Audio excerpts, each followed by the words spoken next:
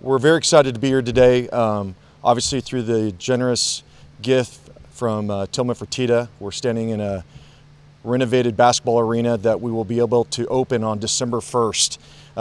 We're approximately a month ahead of schedule, and we've finalized our opening opponent will be Oregon the night of December 1st, and then our first women's basketball game will be December 12th, a Wednesday, versus A&M. Obviously, we're very excited about those significant opportunities for our teams to open the Fertitta Center. It will be a great competition and a great experience for our fans as we move forward.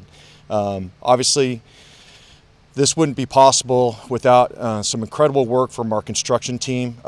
Turner Construction has done an incredible job and is progressing ahead of schedule, which allows us to open this building December 1st.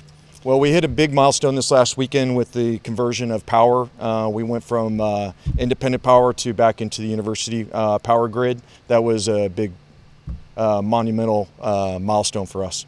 It was very important. We wanted to get it open before conference play began. It was one of the first conversations I had with the construction team when I arrived. Again, they've made tremendous strides in a very short period of time since I've been here, and everything is tracking well ahead of schedule, so we feel very comfortable with that date.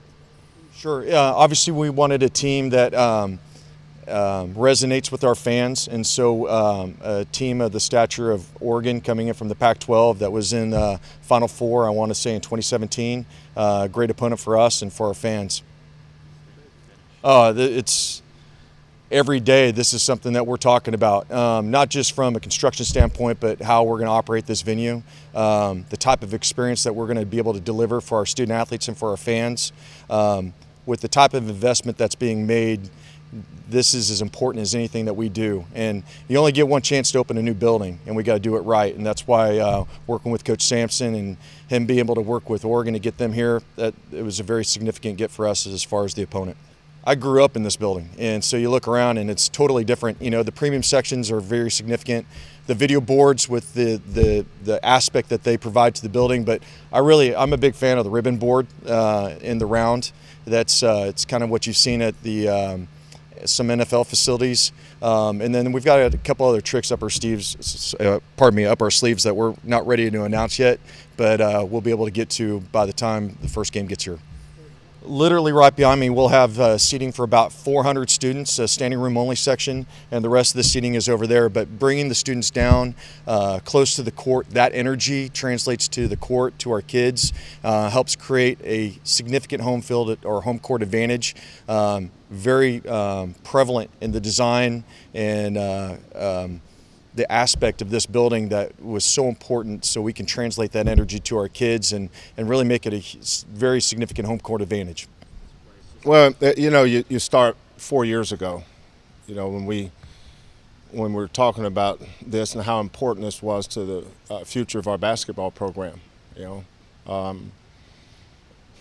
if you have goals and dreams of winning championships, then you have to be able to recruit the best student athletes, and that starts with facilities. And start with Mac Rhodes and obviously Hunter, Yurchek, and then President Couture, Tillman. You know, Tillman's never going to get enough credit. I mean, he pushed us over to, you know, we had ideas and we talked about it, but and we were moving ahead with it. And we had, you know, so many ideas about funding, but you know, Tillman made a commitment. But, you know, we stand on the shoulders of a lot of people. You know, everybody from Elvin Hayes in his era, Vice Lamajama, certainly Coach Lewis, Coach Foster, who I thought did a great job here. But every student athlete and every coach that came before us, you know, we stand on their shoulders. But certainly Mac and Hunter, President Couture, and Tillman, those were the movers and shakers that got this thing going. Well, that was not an easy schedule.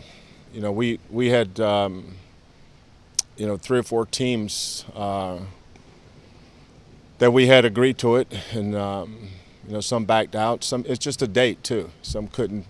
You know, it's not easy to schedule a game. You just think, why don't you schedule this team or that team? well, there's a lot of man hours put in through our staff in scheduling the game, but Dana Altman and I go way back, and I appreciate him deciding or making a decision to play us home and home. But Oregon's a preseason top 15 team in the nation. I saw where they had a number 3 ranked recruiting class in the country, so be a big challenge for us. But I think the big thing that night is not is opening this arena. It's going to be a great era. It's going to be exciting. We've seen all the drawings and everything that goes on in this place, but when we run down that tunnel at 8 o'clock against Oregon the night of December 1st, you're going to be able to cut the electricity in here with a knife. It's going to be awesome. But it's also, I think, puts a bow on a great non-conference schedule for us. We play at Oklahoma State, at BYU. We have Oregon, LSU, St. Louis. Those are 5 really, really good non-conference games, not to mention a Conference USA opponent in Rice. So, but we're excited. It's a ways off, but being able to make that announcement today makes you realize that this is a reality. Well, this wall right here, that's the only place in this arena where there won't be chair-back seats. Every seat in here will be a chair-back seat except those little platforms or little steps right in front of that wall. Well, that's for the students. We created their own seat. We also have seating for them in the seats too. I was asked to move the Wichita State game to Toyota Center, but the reason why we didn't want to move to the Wichita State game is because that would have created no home court advantage for us. Both teams would have been the same. They'd have been playing that game the first time ever in that stadium. But as our season progressed last year, we created a home court advantage, and the people came to see us. But it just shows you, if you win, they'll come. They're not going to come unless you win. But I'll know that our programs arrive when people come see us play, and not the people we're playing against. Whether we're playing against whoever. LSU, I know we're going to have a great crowd for Oregon. I know we're going to have a great crowd for LSU. St. Louis will be a great crowd. Cincinnati, Wichita State. But we're going to get this thing going where when we open those doors and people fill this beautiful, beautiful arena, they're coming to watch the Cougars.